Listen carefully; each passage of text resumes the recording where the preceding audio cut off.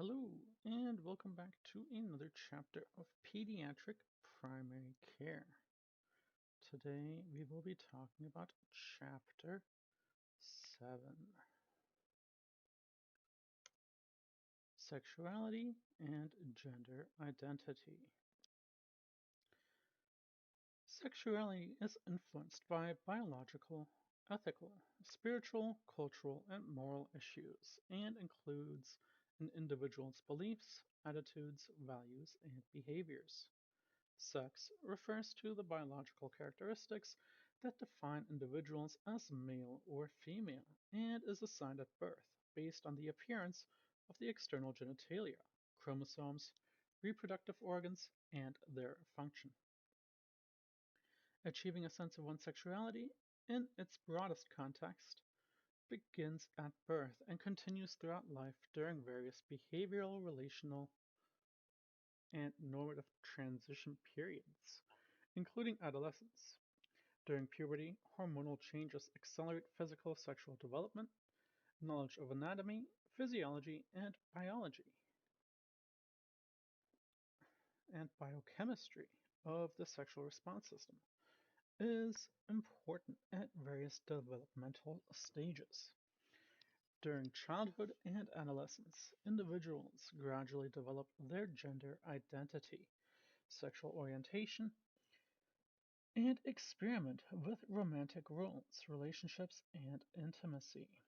Theoretically, healthy sexuality development is highly correlated to empowerment and the ability to understand and navigate feelings of desire and attraction. Figure 7.1 will detail a conceptual framework for sexual well-being in adolescence that is multifactorial and situational and includes 6 key competencies for healthy sexual development: sexual literacy, gender equitable attitudes, respect for human rights and understanding consent, critical reflecting skills, coping skills, and stress management, and interpersonal relationship skills.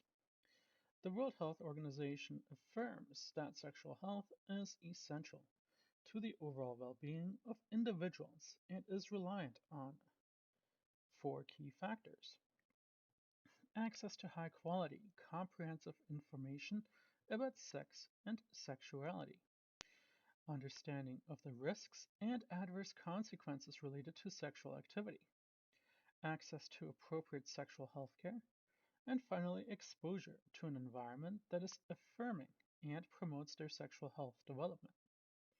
Sexual literacy includes a developmentally appropriate understanding of the human body, reproduction, and relationships. This sexual literacy model demonstrates that sexual well being is fostered through accepting different gender roles and relationships, understanding consent and privacy, and demonstrating respect for others' sexual choices.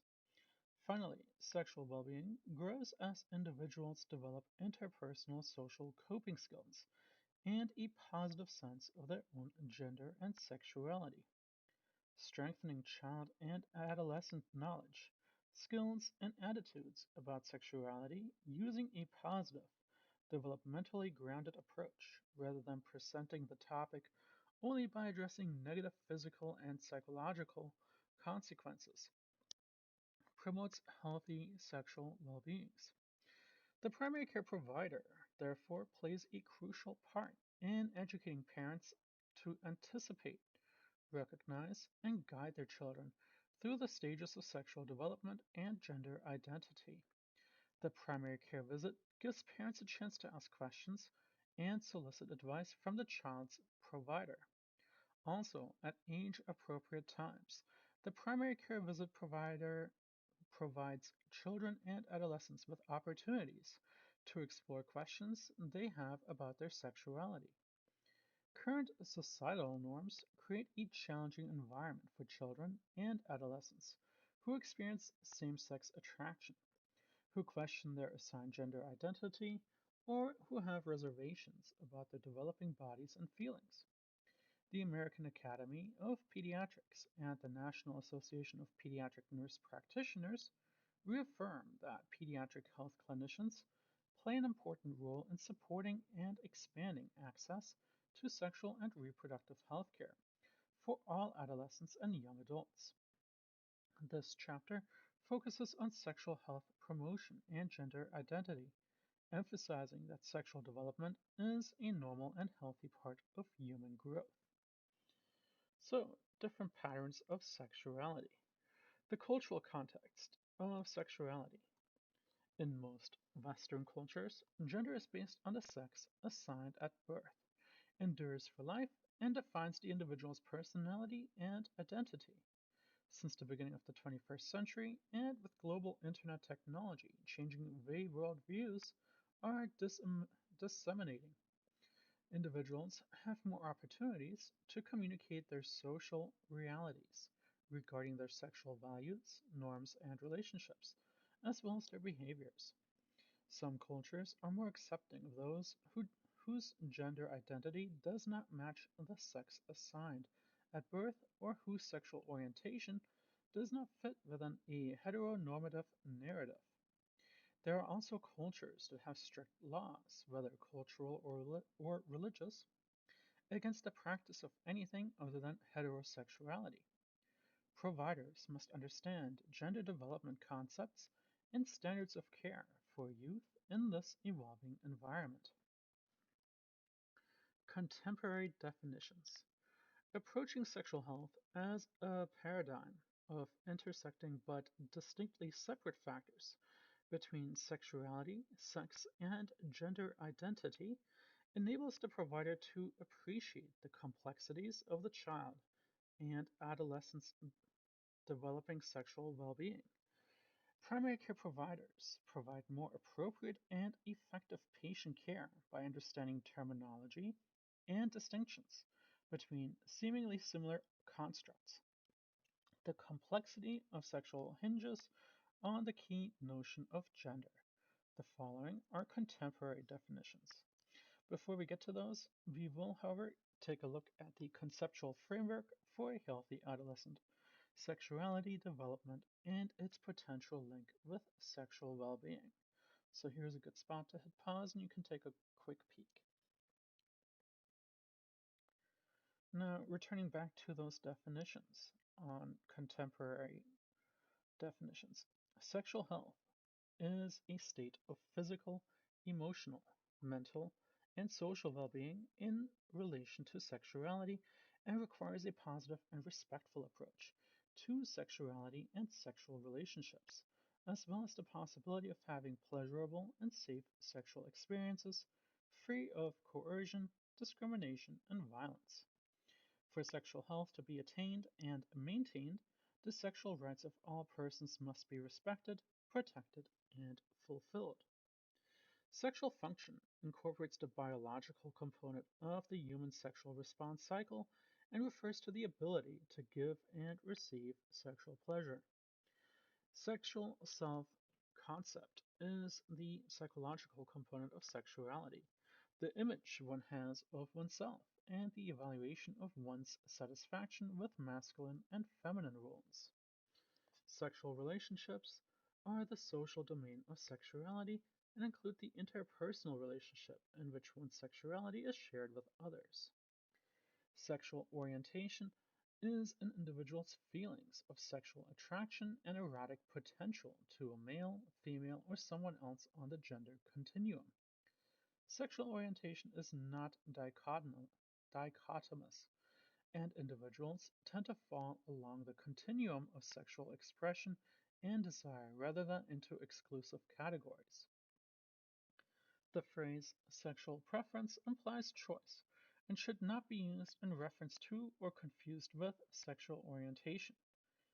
Heterosexual or homosexuality, bisexuality, pansexuality, and asexuality are part of a spectrum of human sexuality and will be discussed further in this chapter.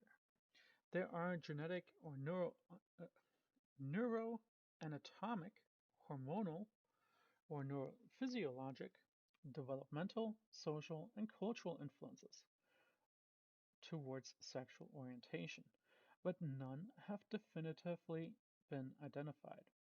Adolescents typically express different sexual behaviors, including short term same sex experiences.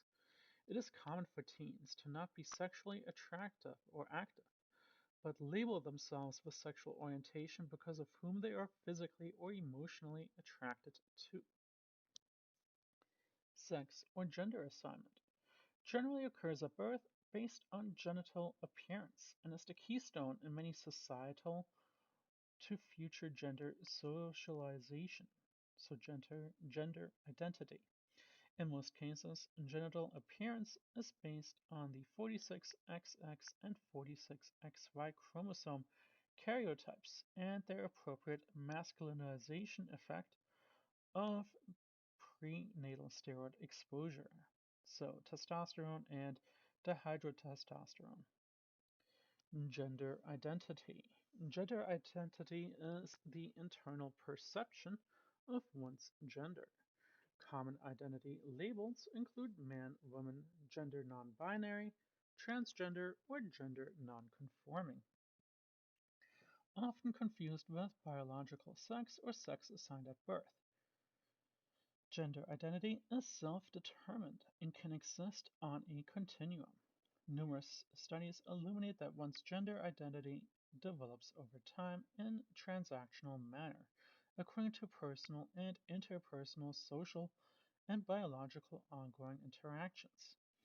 Elements of gender development theory, known as the gender web, are dynamic and incorporate chromosomes, hormones, sex characteristics, cognitive function, and social and cultural influences. Gender expression. The outward expression of maleness or femaleness, that is, gender expression, does not necessarily correlate with the sex assigned at birth or gender identity. The expression of one's gender begins at preschool age and continues into adulthood. It is characterized by the emergence of behaviors, attitudes, and feelings that are labeled as male, female, or neutral. Previous research suggests that gender expression is dependent on testosterone and estradiol exposure. Testosterone levels measured in amniotic fluid appear to predict male typical behavior in childhood. Sex, gender, and sexual orientation are multifactorial, interdependent constructs that may be evolving and dynamic in a child or adolescent's sexual development. The primary care provider therefore must be aware and sensitive to appropriate gender pronouns and sexual orientation terminology when working with gender nonconforming children or adolescents and their parents. Sexuality developmental stages. Therefore, the primary care provider is in a unique position to incrementally educate parents about their child's sexual maturation starting in infancy, as well as to help parents distinguish between typical and potentially problematic sexual behaviors. Anticipatory guidance not only enables parents to accurately understand their child's typical sexual development, but also provides a structure for healthy parent-child sexual discussion in an ongoing open manner throughout the child's life. Table 7.2 discusses the components of development and behavior related to sexuality. So, during infancy, so birth to 1 year of age, infants are reflexive beings responding to their physical environment without hesitation or cognition. Sexual reflexes are present prenatally and are easily stimulated in the infant. It is not uncommon to observe a penile erection in prenatal ultrasounds or in the nursing child. Just as infants are fascinated by and explore their hands and feet, they explore their genitalia. Touching the genitalia is pleasurable and soothing. It is a natural part of exploring their environment and begins as early as 3 to 5 months of age. The primary care provider should point out the spontaneity of this reflex behavior so that a parent does not assign an adult sexuality intent to it. Healthy parent-infant bonding requires physical contact and social interactions. Parents must hold, cuddle, stroke, talk to, look at, and respond to children if infants are to develop a sense of trust, on which intimacy and positive self image will be based in later years. By the end of the first year, the infant can differentiate between genders. Some may even discriminate between culturally gender associated toys. As society furthers its influence, infants form their identities and learn about the gender roles from the reinforcements of behaviors expected of males, females, and all individuals regardless of gender. During early childhood, so 1 to 2 years of age, toddlers recognize and pronounce themselves I'm a girl or I'm a boy, but they can easily confuse gender in others and sometimes in themselves. Changing one's clothing style, for example, can be perceived as a gender change. The traditional model of gender development purports that children cannot integrate gender identity into their self concept until they understand that gender is a permanent condition. Toddlers are extremely curious about their environment. They love to explore and experiment. Children this age are aware of self pleasuring behaviors and frequently masturbate, but they do so without erotic or sexual intent, but rather because it feels good to them. They lack the concept of personal space and how their behavior may be misinterpreted as being sexual or improper. This is a good time for parents to discuss the notion of private parts and teach the child that self pleasuring is acceptable but should be done in private. Parental redirection is usually all that is required. The combination of curiosity and lack of self consciousness characteristic of toddlers can contribute to embarrassing social incidents for the parents. They may be curious about what others look like under their clothes, touch other children's bodies, play doctor, pretend to be mommy and daddy, and enjoy running around naked. Preschool age, so 3 to 5 years of age. Parents should be encouraged to use the appropriate names for body parts and bodily function, even though they may also use slang words. This enables children to better comprehend discussion with health providers, teachers, or health educators when the anatomic and physiologic terms are used. Because preschool children at this age interpret statements literally and have magical thinking, their understanding of the physical self can be distorted, and lengthy explanations about body function can be misunderstood. Parents should help children understand that their bodies come in different shapes, sizes, and colors, that all of them are equally important, that boys and girls share many of the same parts, but different genital parts, and that having things in common and respecting differences are important aspects for developing friendships. It is appropriate for parents to introduce the notion of germs and hygiene, such as when washing hands. Situational factors can induce an increase in observed sexual behaviors in this age group, such as the birth of a new sibling, watching the mother breastfeed, and viewing another child's or adult's nudity. By the end of the early childhood stage, questions often arise about how babies are made. This helps establish a framework for parents to discuss contraception, pregnancy prevention, and prevention of sexually transmitted infections later in life. Your middle child, or 6 to 10-year-olds. School age children have a high level of curiosity about sexuality, their bodies, and their environment. They are aware of pleasure stimulation gives, and they continue to actively seek and enjoy autoerotic arousal. Contact with other children may give them new ideas about sex, and exploration games are typical between same age children, either of the same or opposite sex. This is typical behavior of a child is not emotionally distraught by the encounter and if it involves children who are of similar age. Parents should avoid being overly alarmed if they witness this play. It is appropriate for parents to redirect the play to other activities, and they should discuss the situation later with the child to explore the experience. ascertain if the child was uncomfortable, and emphasize the notion of privacy and respect for one's body. Box 7.1 discusses sexual action beyond self pleasuring and sexual play and may indicate possible sexual abuse. By 6 to 7 years of age, the use of sexual or body language becomes evident, often to test parental reaction.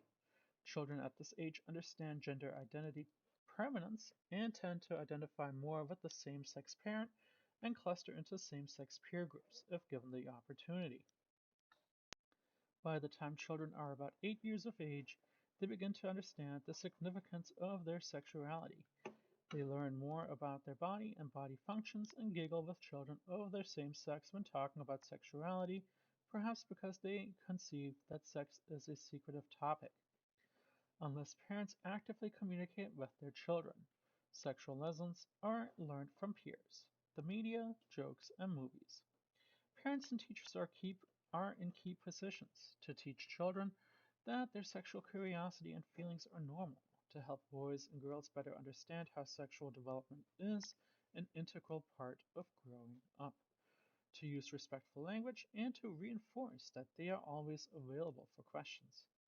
Simple discussions about the body can introduce further discussions about hormones and reproductive systems. Establishing a good communication history about sexuality and other subjects lays the groundwork for being accessible to update information as the child matures. This is also a good time for parents and others to reinforce the notion that there is diversity in families within which parents and adults love and care for children. This may include families with same sex parents, families with racial or ethnic diversity, and single parent households, to name a few. Some children begin pubertal changes during this time and may be embarrassed by them. As their bodies change, they become curious and want to see others' bodies. Masturbation is still a way for them to explore their bodies. Sexual language is often used more to insult others or to appear smart in front of their friends. I'm going to scroll back up so you can see the two different tables. Table 7.1, binary and gender neutral pronouns.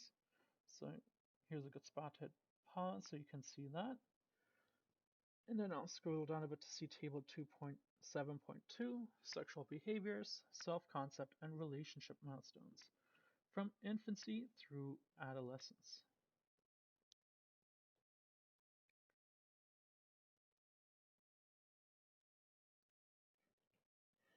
All right, continuing on. Early adolescence. Early adolescence would be ages 11 through 14. Early adolescence is typically marked by the onset of pubertal changes. At this stage, youth understand sexuality as a normal part of life.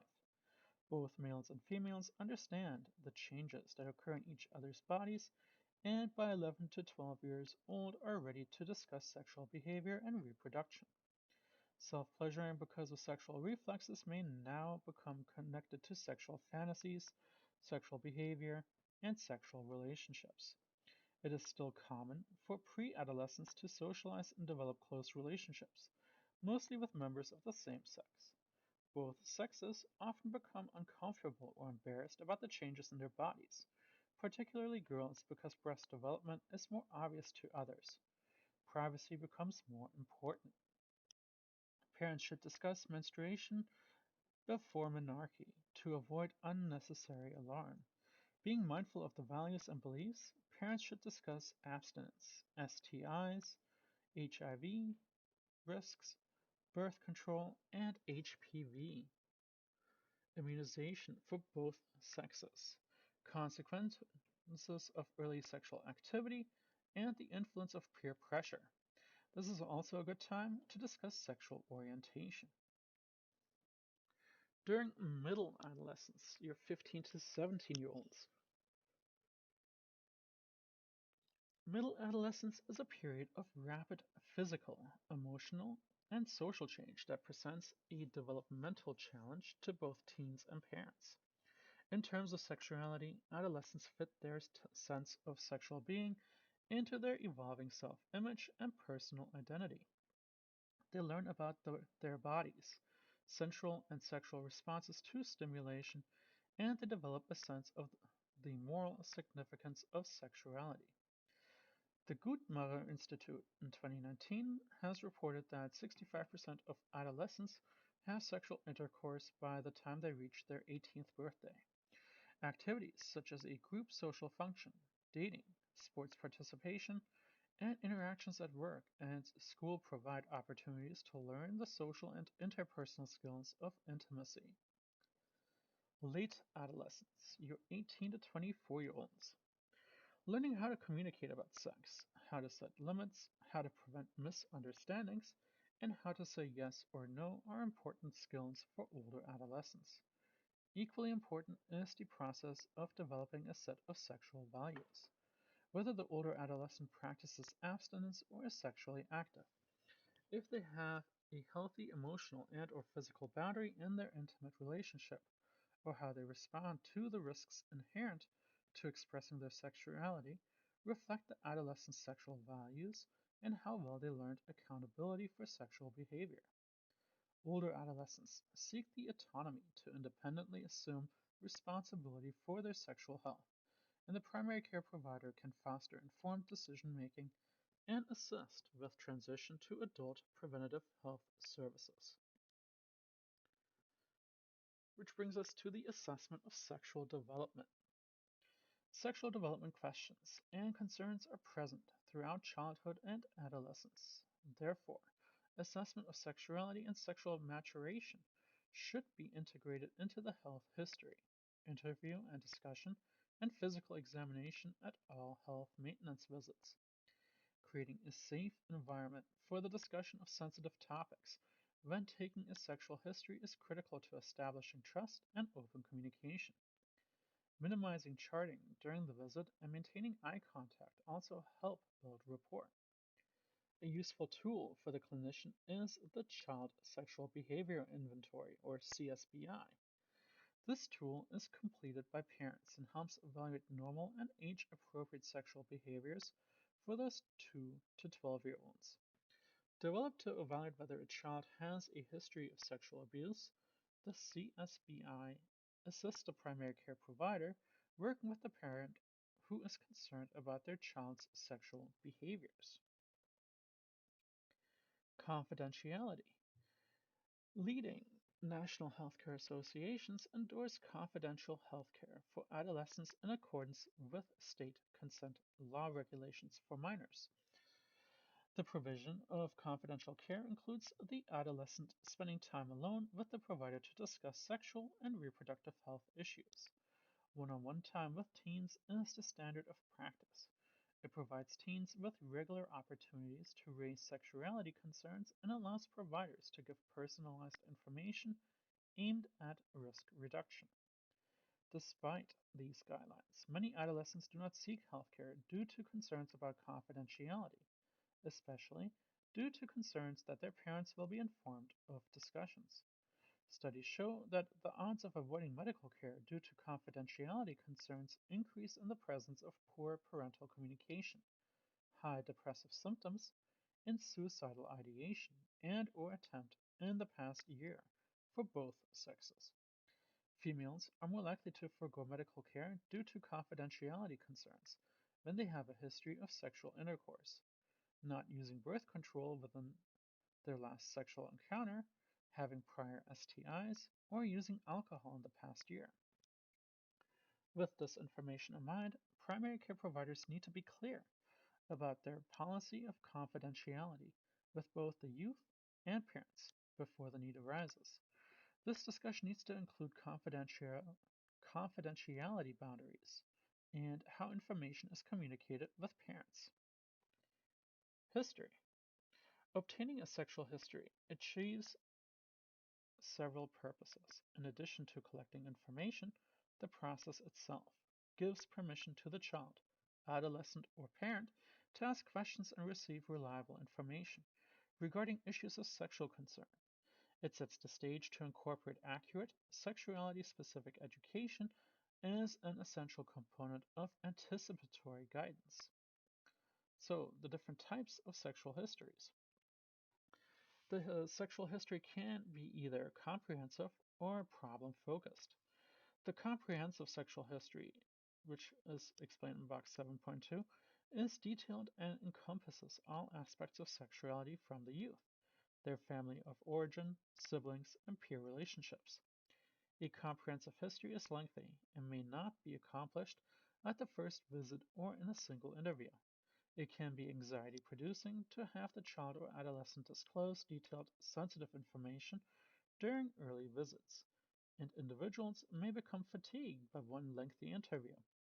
In contrast, the problem focused sexual history, which is discussed in box 7.3, usually centers on the current complaint or assessment of specific behaviors, such as a pregnancy or STI risk. Problem focused sexual histories are shorter, direct, and specific to the presenting issues. So, the approach to taking a sexual history, therefore. The interviewer should do the following when taking a sexual history. Reassure the youth that asking sexual questions is a normal part of clinical practice. I'm going to ask you a few personal questions about your life and well being that I ask all my patients. Give appropriate factual information. Use medical sexual terminology rather than slang unless the child or adolescent cannot relate to medical terms. Use language that validates the youth's understanding of terms and concepts. For example, when talking with adolescents, the question, "Are you sexually active?" seeks information regarding current sexual activity on a planned and regular basis. The adolescent who has concrete cognitive abilities or who does not anticipate having sex in the immediate future may respond negatively. However, the question, "Have you ever had a romantic relationship with a boy or a girl?" allows for a more inclusive description of sexual activity. Ask the youth what they think sex is. Define sex as oral, vaginal, or anal. Use open-ended questions. Questions that contain why can require a level of analysis beyond the capabilities of teens operating at or cognitive concrete level. Avoid assumptions of heteronormativity. Instead, ask questions such as, "Are you attracted to males, females, both, neither, or are you not sure yet?" Phrase questions that may be emotionally laden in a way that lets clients know that their experience may not be exceptional. I often hear of people who have been touched sexually in a way that made them feel uncomfortable. Has this happened to you? Remember, when asking sensitive questions, phrase the question in a way that normalizes it to make it easier to answer. If you masturbate, how often is better than do you masturbate? Which brings us now to the physical examination. The physical examination identifies normal sexual anatomy, variations, the sexual maturity rating, stage, and any pathologic condition present. The physical exam should include an examination of the breast, body hair growth, patterns, and external genitalia. Current recommendations do not recommend pelvic examinations for asymptomatic, non-pregnant adolescents. Perform non-invasive laboratory studies only as indicated for STI screening, beginning with highly sensitive first-pass urine based on nucleic acid amplification test or self-collected vaginal swab. The physical exam should be performed with care and sensitivity. Very young children and toddlers make no distinction between the examination of the external genitalia and other body parts. Young school-age children can be extremely modest, act embarrassed, and resist taking off their clothes for the exam. Older school-age children and adolescents may misinterpret the examination procedures and may feel violated or abused. The child needs to feel an element of control during the exam.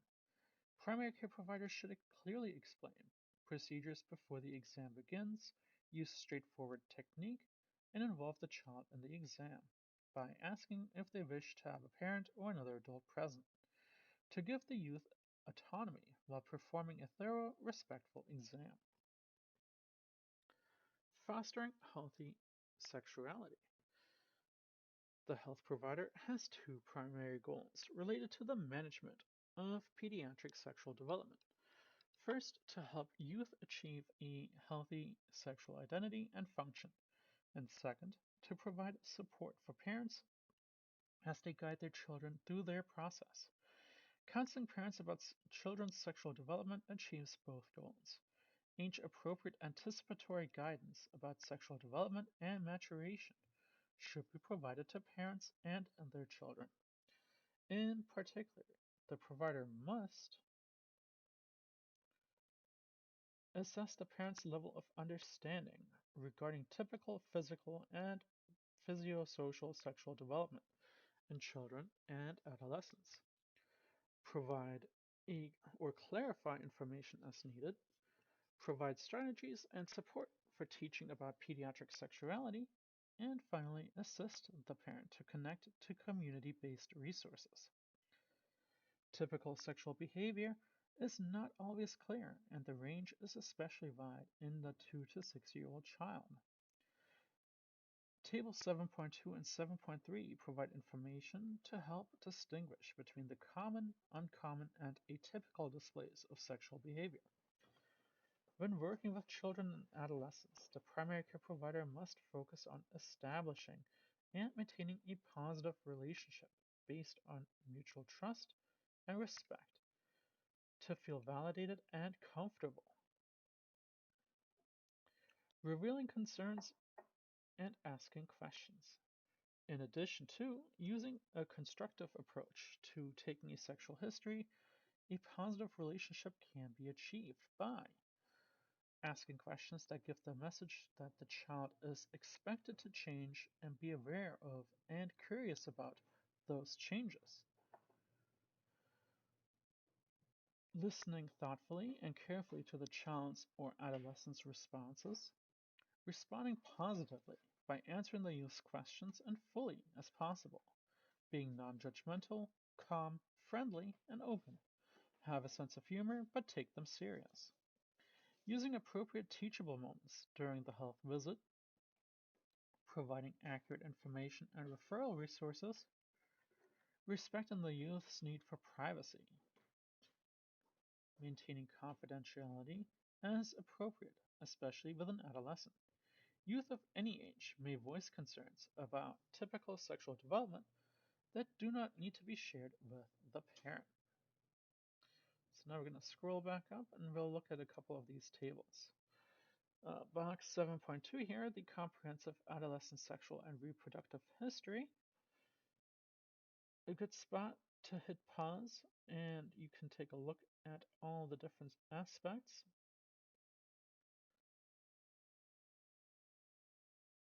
And I'll kind of space it so that you see all of it as much as possible in one spot.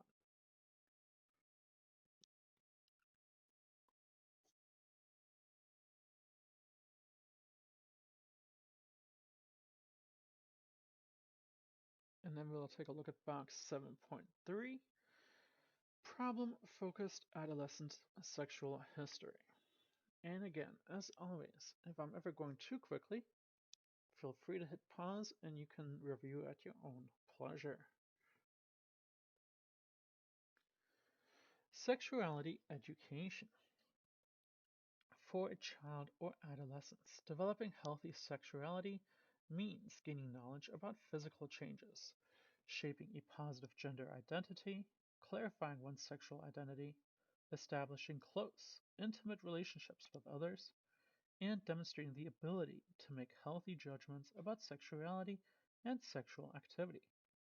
The questions a child or adolescent asks and the behaviors they display may embarrass some parents, who may respond in a manner that frightens, shames, or confuses the youth. Parents who are engaged and comfortable talking about sexual health with their children have children who are more knowledgeable and proactive in seeking reproductive health care. Infants are born as sexual beings, and parents, whether or not they are aware of it, constantly provide sex education lessons. The way parents respond to a child's innate sexuality and how they allow their sexuality to evolve are the core of the child's sex education. Parents should be encouraged to take advantage of teaching their opportunities about typical childhood sexual play and to answer questions. simply and directly at the child's level of understanding, such as Box 7.4. Box 7.5 will outline what children should know about sexuality at different ages. Research demonstrates that comprehensive sexuality education contributes to improved sexual health knowledge, skills, and attitudes, and a subsequent reduction in risky sexual behaviors. Adolescent pregnancy, STIs, sexual abuse, and interpersonal violence. A comprehensive sexuality education program should include information about sexual anatomy, reproduction, STIs, sexual orientation, gender identity, abstinence, contraception, and reproductive rights and responsibilities. This information should be provided to parents, religious and community groups, health care professionals, and educators. Sex education in schools remains political and content and subject to federal, state, and local mandates. With the passage of the Patient Protection and Affordable Care Act, there are funds available for comprehensive sex education. States may apply for grants from the State Personal Responsibility Education Program, but, must use evidence-based elements in the curriculum.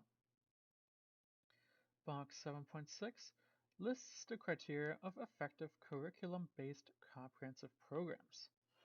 Several national organizations, which would include Sex Ed for Social Changes, Advocates for Youth, and Answer, partnered to create the Future of Sex Education initiative and published the National Sexuality Education Standards.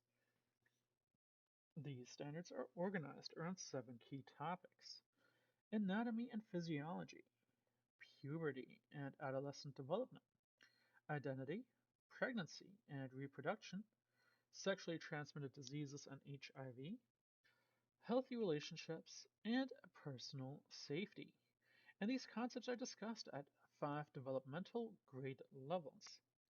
Quality evidence-based sex education provides comprehensive foundational content, as well as allows for the exploration of personal identity, values, and beliefs.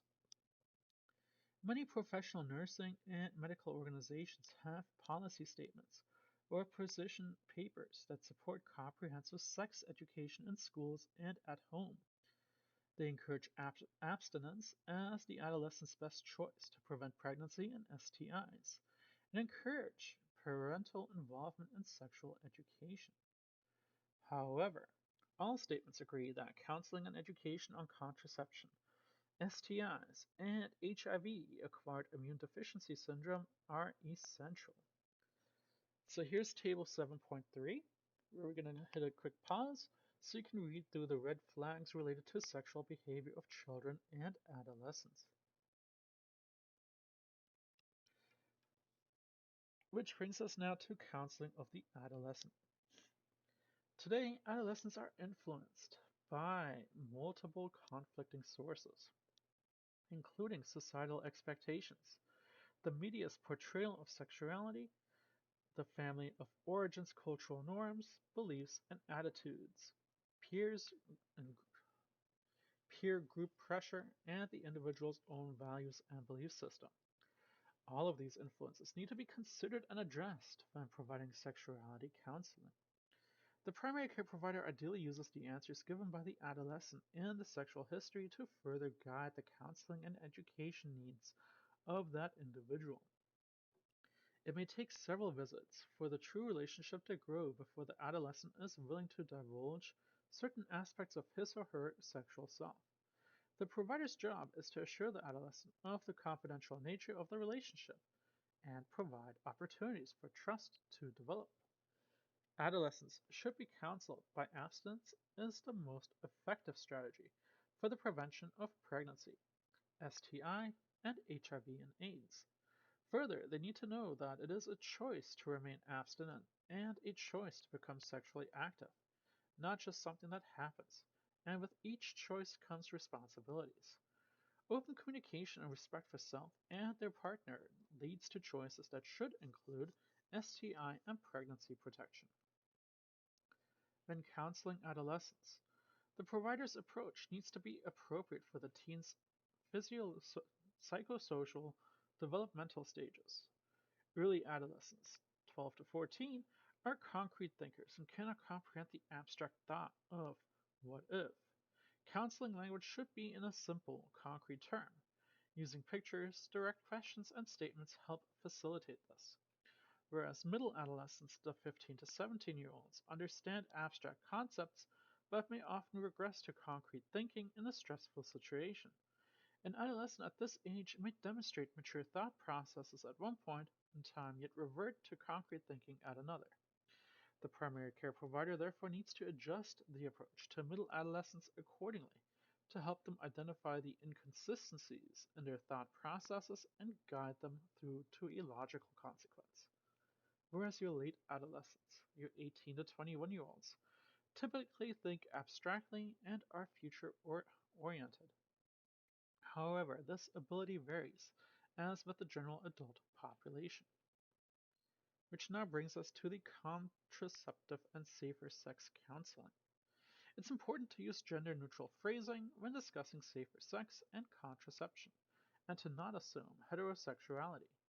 Providers who provide contraceptive and safer sex counseling to adolescents should understand that the successful use of any method requires a complex process of knowledge acquisition, decision-making skills, and public behaviors. To use contraceptive and/or protective barriers successfully, an individual must master the following. The first being knowledge. For most adolescents, this means mastery of the use of a barrier method, such as male or female condoms, to prevent an STI and a secondary contraceptive method, whether it is oral contraceptives or an intrauterine device. The ability to plan for the future. Planning for the future requires self-admission that the adolescent will have sex in the future and the ability to take the steps necessary to use a method consistently and correctly. Willingness to acquire needed contraception or contraceptive and/or barrier method. The adolescent must be willing and able to be public with requests for contraceptive and/or protective devices. And finally, communication skills. Adolescents must have the ability to communicate with another person, such as their partner, healthcare provider, school nurse, or pharmacist, about the individual's contraceptive and/or protective barrier needs. Which is now going to bring us back to the following tables, or boxes rather. Box 7.4, a quick spot to hit pause so you can read the approaches to teaching your child about sex. And then box 7.5, where we will discuss, or where you can stop to read rather, the sexual development, the content children should know between different age groups.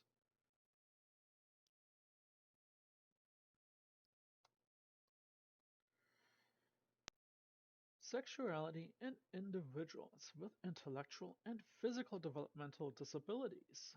The sexual development of youth with intellectual and physical developmental disabilities, or youth with disabilities, is same as those without such physical or cognitive limitations.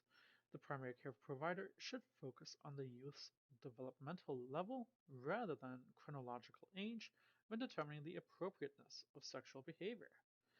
For example, an individual with a cognitive level of a preschooler will normally exhibit sexual behaviors consistent with that of the developmental level. Your youth with disabilities individuals have the same desires to make decisions and foster fulfilling relationships with others, as do their non-affected peers. The abilities to develop healthy sexual identities and engage in sexual behaviors often largely hinge on society's comfort and proactive support concerning their right to healthy sexual expression, rather than on their disability itself. Youth with disabilities may be viewed by society as being childlike, asexual, sexually inappropriate, or having uncontrollable sexual urges. Institutional isolation, overprotection, lack of awareness by others and their sexual needs, and pessimism about their potential often end up inhibiting the healthy sexual and psychosocial development of these individuals. Consequently, many people with disabilities are vulnerable to sexual abuse and exploitation by those who house, employ, and care for them. A person with a disability is 3 times more likely to be a victim of physical and sexual abuse. Those with intellectual and mental disabilities are even more vulnerable. Sexual abuse victimization can lead to post-traumatic stress, low self-esteem, anxiety, depression, dissociation, eating disorders, sleep disorders, externalizing symptoms, adjustment disorders, and suicidal ideation. Youth with disabilities are less likely to acquire sex education from parents, peers, and primary care providers, or school-based programming than through misguided navigation via virtual outlets. Youth with disabilities may be less likely to share their thoughts, feelings, and experiences with family and friends. Unless healthy sexuality is taught and supported, unhealthy choices and vulnerability to sexual victimization can occur. Effective sex education curricula topics for youth with disabilities should include those listed in Box 7.7. Excellent resources and books for parents, teachers, and clinicians can be accessed from Parent Advocacy Coalition for Educational Rights, SIECUS, and the Center for Parent Information and Resources. Which brings us back to the next 2 boxes. Box 7.6, the criteria of effective curriculum-based comprehensive sexuality education programs. And Box 7.7, sexual education topics for individuals with intellectual and physical developmental disabilities. So, factors that can alter sexual behaviors. Many factors influence the frequency and number of sexual behaviors children and adolescents exhibit. These include exposure to family nudity, co-bathing, limited privacy, exposure to pornographic material, exposure to sexual acts, including in the media, the extent of adult supervision, stressors such as violence, parental absence, criminal activity, death and illness, sexual and physical abuse, neglect, can result in indiscriminate affection seeking or interpersonal boundary problems, and psychiatric diagnosis, conduct disorder, attention deficit hyperactivity disorders, oppositional defiant disorders. All of these will be discussed in further detail in Chapter 22. Children's sense of self, personality, relationship to others and to the physical world, cognitive, emotional, and spiritual abilities, perceptions, and expressions are all influenced by and, in turn, influence their sexual development. If children experience challenges with sexuality, all other aspects of development are affected. Issues of major concern may include child sexual abuse and adolescent pregnancy. Which now brings us to the lesbian, gay, bisexual, transgender, and questioning youth. Sexual orientation includes at least 3 distinctive components: sexual imagery, whether fantasies or attraction, sexual behavior responsiveness, and the person's self-identification as straight, lesbian, gay, bisexual, or other. Transgender is an umbrella term that describes individuals whose sex assigned at birth is incongruent with their gender identity. Sexual orientation, the attraction to one or both genders, is not synonymous with one's gender identity. Adolescent-specific data on sexual orientation are sparse due to difficulty in surveying, social stigma, and lack of personal awareness as to whom they are attracted. Approximately 10% of the adolescent population self-identify as non-heterosexual or bisexual. These data suggest that today's adolescents self-identify earlier than in the past and spend less time feeling unsure as to their sexual orientation. So, it's important to approach and manage.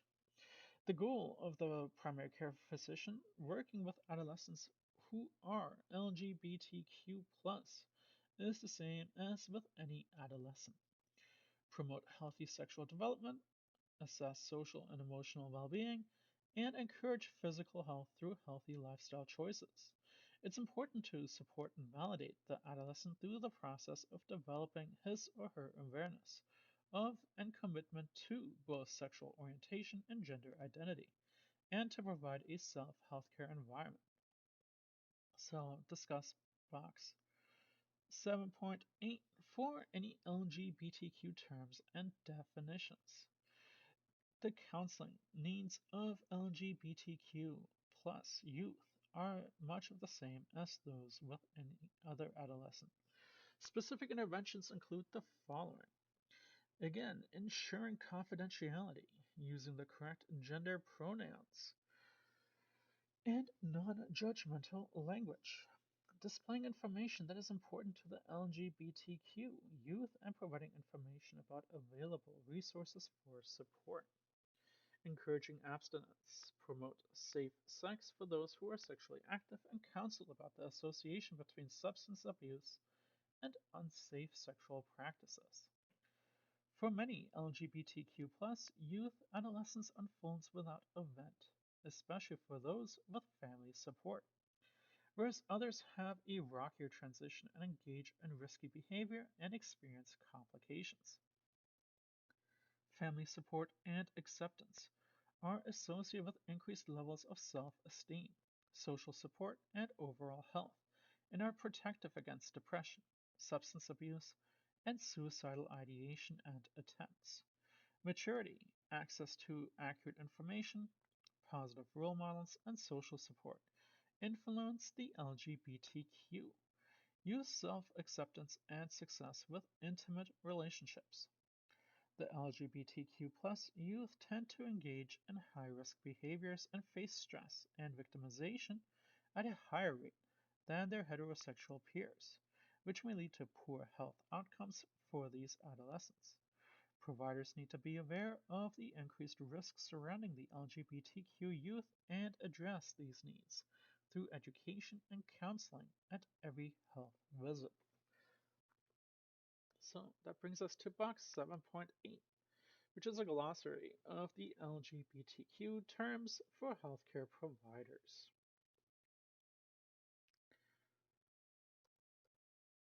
And finally, box 7.9, the stressors and potential high-risk behaviors of the LGBTQ plus youth.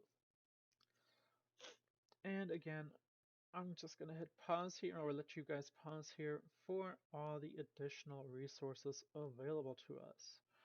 The big ones being the Administration for Children and Families, the U.S. Department of Health and Human Services, the American Academy of Pediatrics, the Center for Parent Information and Resources, the Child Sexual Behavior Inventory, Comprehensive Sexual Education for Youth with Disabilities, Family Equality Council, Future of Sex Education, the Guttmacher Institute, the National LGBTQIA, Parent Advocacy Coalition for Educational Rights, Parents, Families, and Friends of Lesbians and Gays, the Physicians for Reproductive Health,